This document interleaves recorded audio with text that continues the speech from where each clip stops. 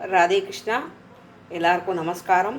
இன்றைக்கி நம்ம பார்த்து தளிகை என்னென்னா சுட சுட சாதம், கத்திரிக்காய் காய் வெறுமை தான் வதக்கியிருக்கேன். அதுக்கு எதுவுமே போடலை, தேங்காய் அதெல்லாம் ஒன்றும் கிடையாது. வெறுமை வதக்கிட்டு உப்பு, மஞ்சப்பொடி, மிளகாப்பொடி, அவ்வளோதான். இது ரொம்ப டேஸ்ட்டாக இருக்கும். வேணும்னா லைட்டாக துளியூண்டு புளி கரைச்சி ஊற்றிக்கலாம், அவ்வளோதான். அதுக்கப்புறம் ஃப்ரெஷ்ஷாக கருவேப்பிலை குழம்பு பண்ணியிருக்கேன். அது அப்லோட் ஆகும், அது ஆன் த வே இருக்குது, உங்களுக்கு வரும். சரியா?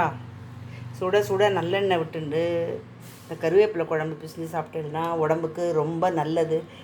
பசி தூண்டும், கண்ணுக்கு நல்லது, தலைமுடி நல்லா வளரும். அதனால் அது கருவேப்பிலை தனியாக கொடுத்தா குழந்தைகள் சாப்பிட மாட்டா. கொஞ்சம் இந்த மாதிரி பண்ணி கொடுத்தா சாப்பிடுவான்னு நினைக்கிறேன்.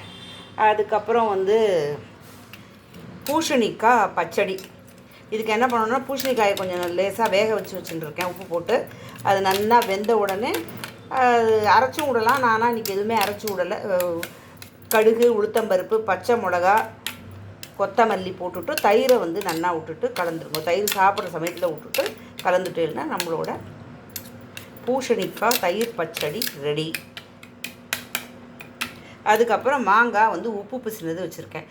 இது என்னென்னா வெறுமையே பண்ணிடலாம். நம்ம உப்பு, மிளகாப்பொடி, மஞ்சப்பொடி, கொஞ்சோண்டு வெந்தயப்பொடி இதெல்லாம் போட்டுட்டு, பெருங்காயப்பொடி எல்லாம் போட்டுட்டு நல்லெண்ணெயும் பச்சையாகவே குத்திட்டு அப்படியே பிசிறி சாப்பிட்டேன்னா நல்லாயிருக்கும். இந்த டைப் ட்ரை பண்ணி பாருங்க, இது நல்லாயிருக்கும். தேங்க்ஸ் ஃபார் வாட்சிங் my channel. Subscribe me please.